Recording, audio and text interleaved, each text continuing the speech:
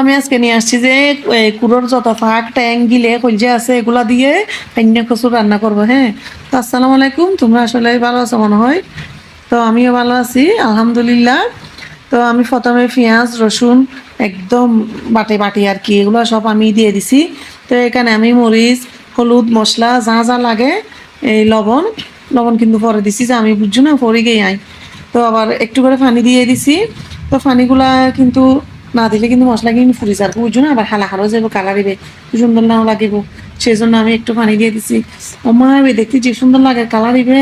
তারপরে এটা ডালি দিছি যে আমি ফাঁক ট্যাং গিলে হলজে, তারপর গেড়ি যা আছে আর কি এগুলো সব আমি একসাথে দিয়ে দিছি, ভালো করে খসাইছি, একদম লাড়ি সারি খসাই ফেলছি। এরপর খসাই এটার ভিতরে আমি দিয়ে দিছি যে ফাইন্যা হসু এগুলা।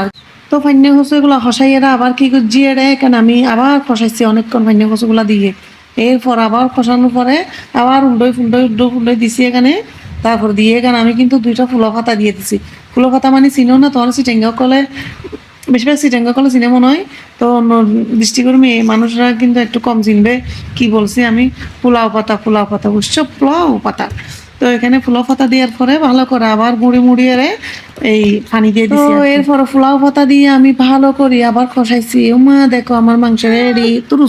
সরি, আমার কচু রেডি।